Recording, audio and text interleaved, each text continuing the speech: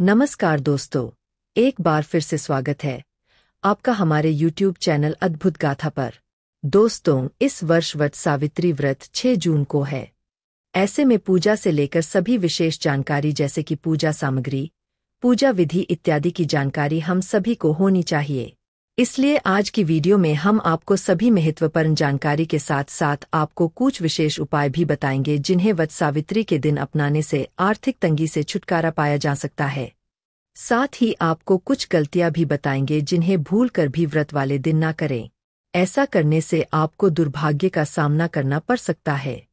इसलिए पूरी जानकारी के लिए वीडियो को एंड तक और ध्यान से देखें।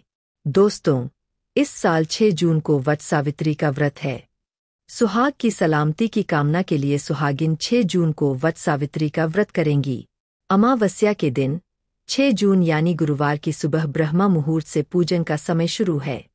अमावस्या तिथि का प्रवेश 5 को हो रहा है, लेकिन उदया तिथि में यह व्रत अगले दिन 6 जून को रखा जा रहा है।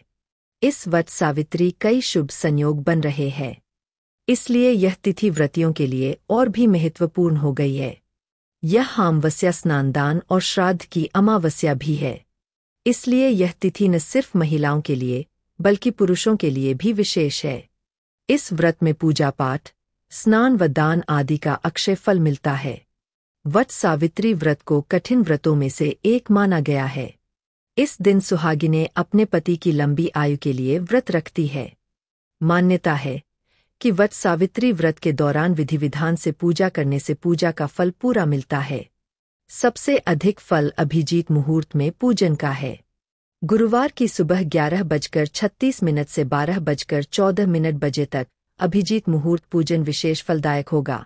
वट सावित्री व्रत प्रत्येक वर्ष ज्येष्ठ मास में कृष्ण पक्ष की अमावस्या तिथि को मनाया जाता है। इस दिन सुहागिनें अपने पति की लंबी आयु के लिए व्रत रखती है। मान्यता है कि वट सावित्री व्रत के दौरान विधि विधान से पूजा करने से पूजा का फल पूरा मिलता है।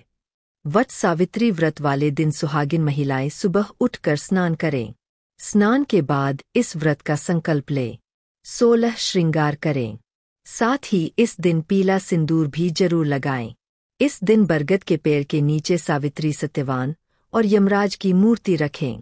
बरगद के पेड़ में जल डालकर उसमें पुष्प, अक्षत, फूल और मिठाई चढ़ाएं।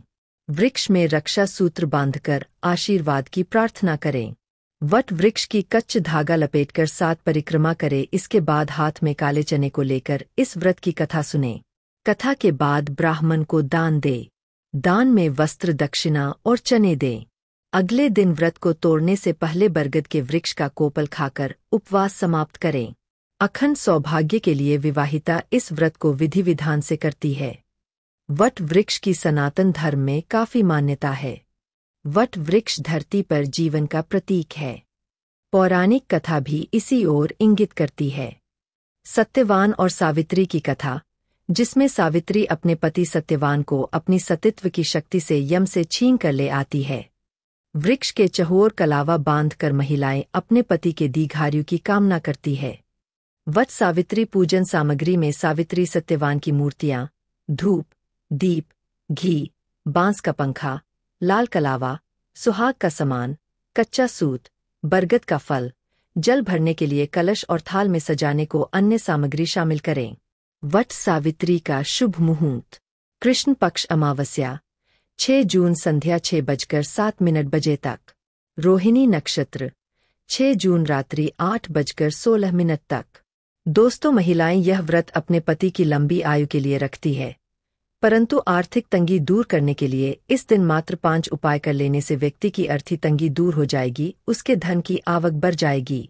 सबसे पहला उपाय है, इस दिन तांबे के 1 लोटे में पानी भरकर उसमें कच्चा दूध मिलाकर एक बताशा डालें और उसे जल को पीपल के पेड़ में अर्पित करे दें।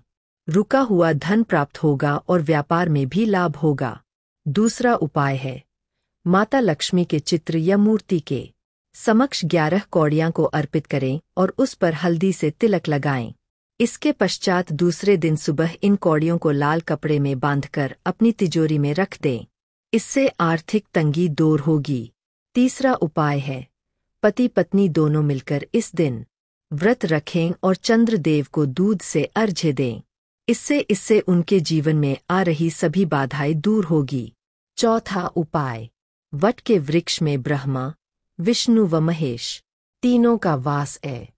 इसलिए इस दिन वट वृक्ष की विधिवत पूजा करके परिक्रमा करेंगे तो घर में सुख, शांति और धनलक्ष्मी का वास होगा।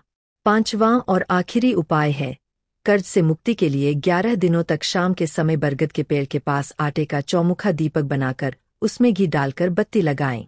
ऐसा करने से कर्ज मुक्ति मिलेगी और आर्थिक तंगी दूर होगी। इस वर्ष वट सावित्री बड़े ही दुर्लभ संजोग बना रहा है। ऐसे में इस विशेष दिन पर कुछ विशेष बातों का ध्यान रखना भी बहुत जरूरी है। वट सावित्री व्रत के दिन में भूलकर भी न करे ये गलतियां। कुछ गलतियां नहीं करना चाहिए, अन्यथा उसके दुष्प्रभाव उठाने पड़ सकते हैं। प्राचीन मान्यताओं के अनुसार सदियों पहले ज्येष्ठ मास के कृष्ण पक्ष की अमावस्या तिथि के दिन सावित्री ने अपने पति के प्राण वापस पाने के लिए साक्षात काल यानी यमराज को विवश कर दिया था। सुहागिन महिलाएं इस दिन वट वृक्ष का पूजन कर सावित्री और सत्यवान की कथा सुनती व सुनाती है। इस व्रत को विधि विधान के साथ रखने से महिलाओं को अखंड सौभाग्य की प्राप्ति होती है, जिसके चलते जीवन की समस्त बाधाओं का नाश होता है। संतान सुख की अभिलाषा भी पूरी होती है। अक्सर महिलाएं व्रत तो करती है, लेकिन जाने अनजाने में भय, क्रोध, अहंकार, द्वेष आदि के चलते कुछ भूल कर देती है, जिससे व्रत का पूर्ण फल नहीं मिल पाता। आइए समझते हैं और दूर करते हैं इन दोषों को। इस व्रत के दिन जीवन साथी से किसी बात को लेकर वाद विवाद या झगड़ा न करें। यह व्रत मन, वचन और कर्म की शुद्धता के लिए रखा जाता है। इस दिन संकल्प लेना चाहिए कि जीवन भर जीवन साथी के साथ किसी भी परिस्थिति में छल नहीं करना चाहिए। इस व्रत के दिन महिलाएं काले, नीले, सफेद वस्त्र बिल्कुल भी धारण ना करें और इन रंगों की बिंदी चूड़ी भी ना पहनें। काला नीला रंग शनि, राहु जैसे पापी ग्रहों से जुड़ा हुआ है। इन रंगों को छोड़कर मांगलिक रंगों का चयन करें। इस व्रत के दिन महिलाओं को तामसिक भोजन करने से बचना चाहिए और श्रृंगार भले ही करें, लेकिन अमावस्या होने के कारण बाल ना कटवाएं और नाखून काटें। इस व्रत के दिन पति पत्नी को ब्रह्मचर्य का पालन अवश्य करना चाहिए। अमावस्या तिथि पितरों की तिथि होती है। इस दिन शुद्धता एवं पवित्रता पूर्ण कार्य व्यवहार करें।